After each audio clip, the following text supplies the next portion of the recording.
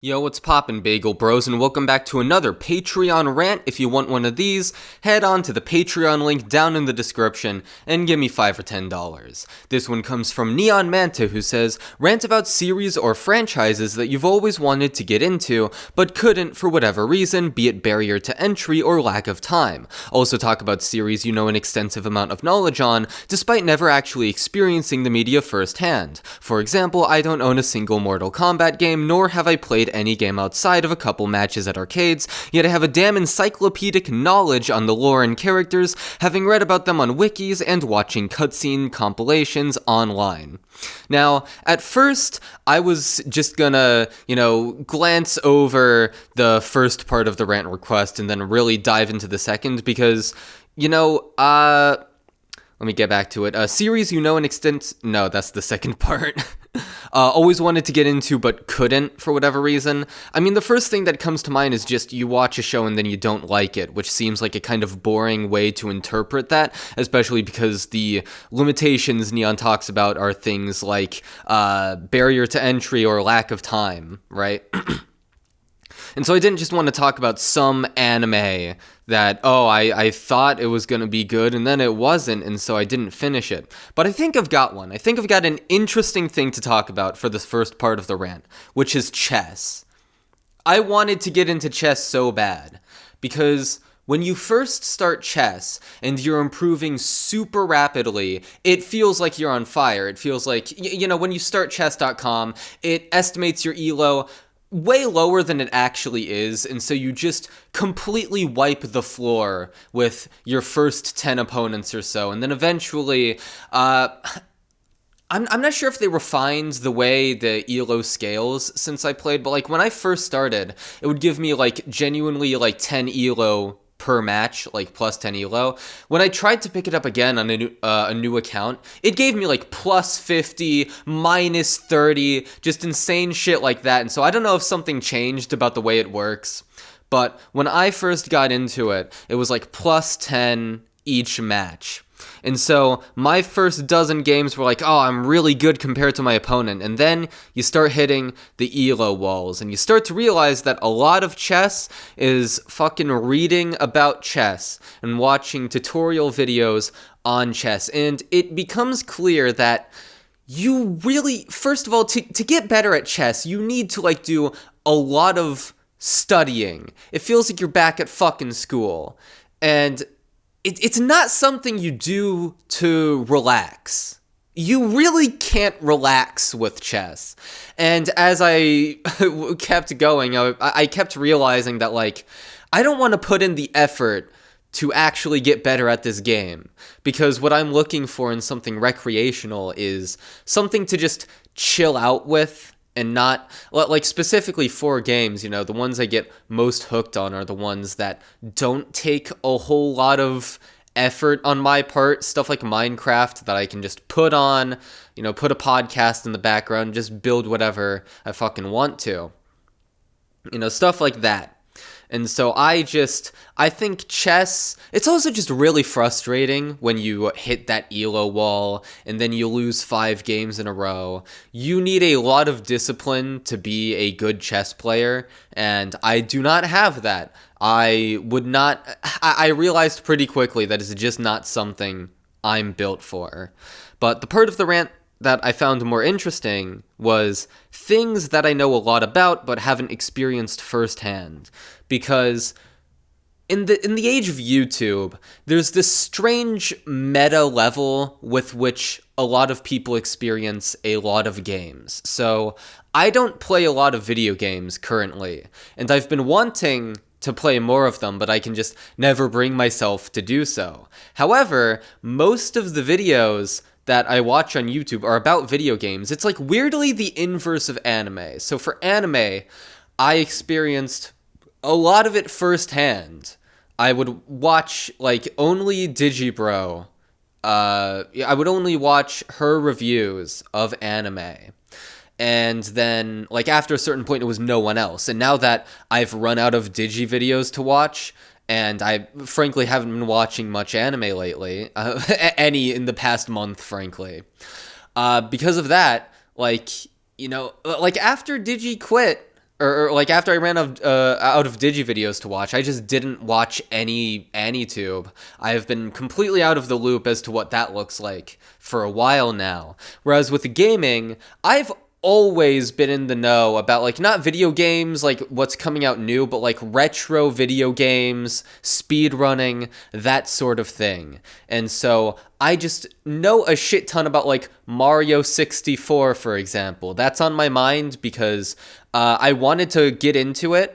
I wanted to like try and get it on emulator, and then Neon finished it, I think literally today or yesterday, and he gave it a 4 out of 10, and I was like, what the fuck? I was just thinking about getting into that game finally, because I've seen like a billion videos about it. One of the games that comes to mind for this, and it is technically cheating, I've played Undertale, but I played it after years of having only experienced it through Let's Plays. And it's weird because I love the story and characters of Undertale a whole bunch, but when I actually sat down to play the game, I thought it was kind of boring. And I know it wouldn't be if I didn't already have a photographic memory of everything in the game. Because I played Deltarune, not entirely unspoiled. I only played the first chapter, because that was all that was out when I played it. But I had seen a Let's Play of it, as opposed to the, like, 4 I've seen for Undertale.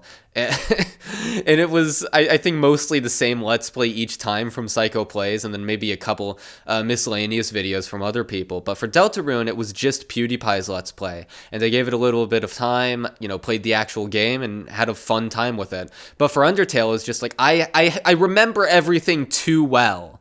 I cannot unlearn the entire game, and so it really did feel like going through the motions. And so that was a bit disappointing. Another weird niche thing.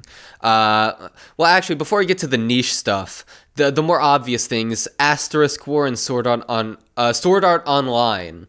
Specifically, Season 2 of Sword Art Online. I have a very good grasp of the plot of that season in particular, because I've put on Digi's review of it so many times in the background. Like, before, you know, it was a video that I would give my full attention to, and then eventually I had it down so pat that whenever I needed empty air, I'd just put on the SAO2 review again. And so I've probably seen it like 6 or 7 times total, but most of that was just having it on in the background while doing whatever else. And so I just know the plot of SAO Season 2 now. Same with Asterisk War Sucks. That's the series that Digi did on it. And I have a very good grasp of that, like the first season of that show's plot.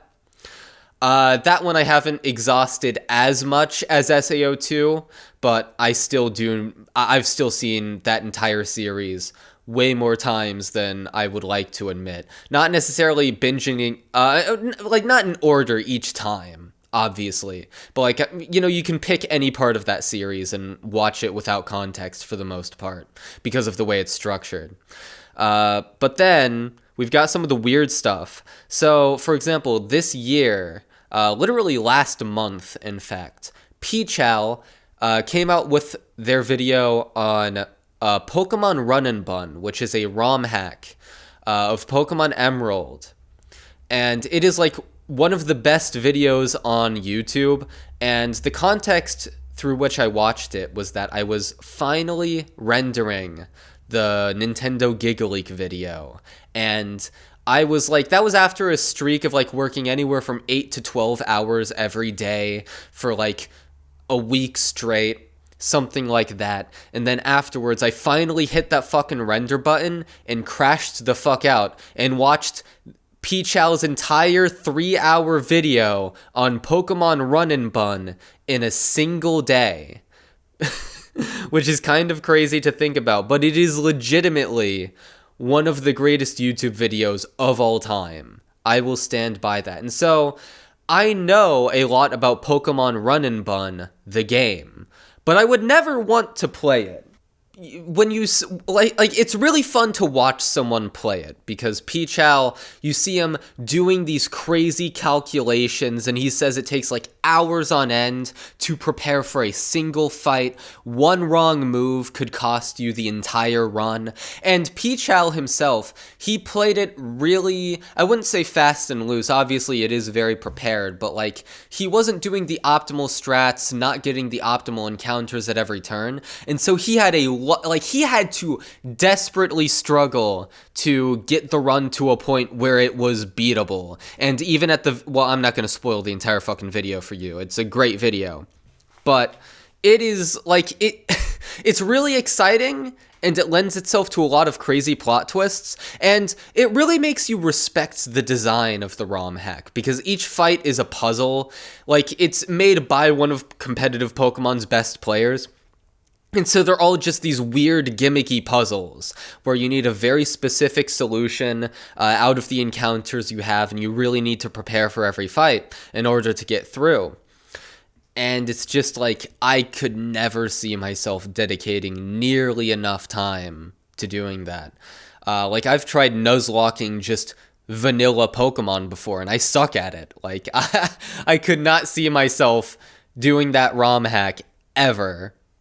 But it does seem, it's fun to watch.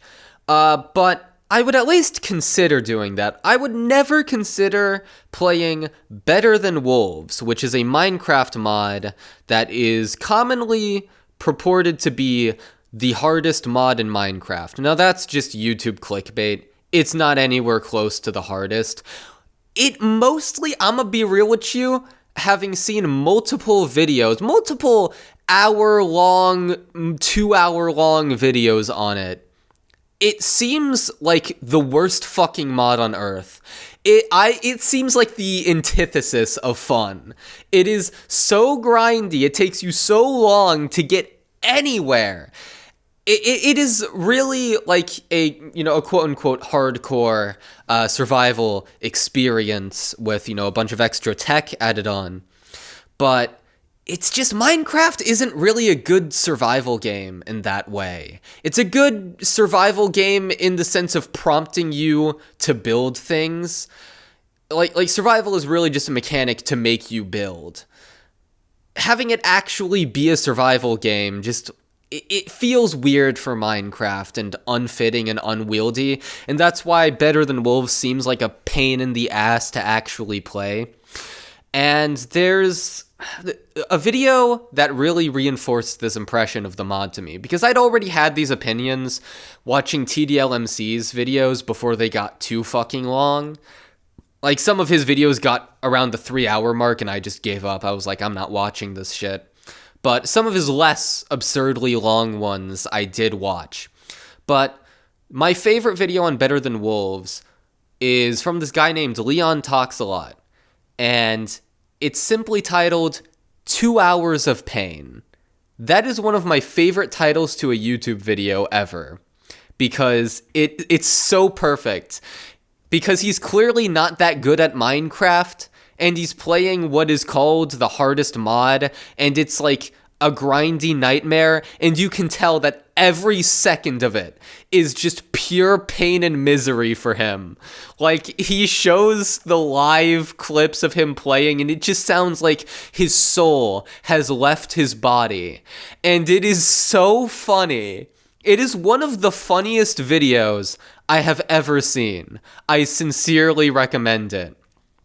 So yeah, those are a few of the things that I know of, but, haven't actually experienced firsthand. That's about it. See ya.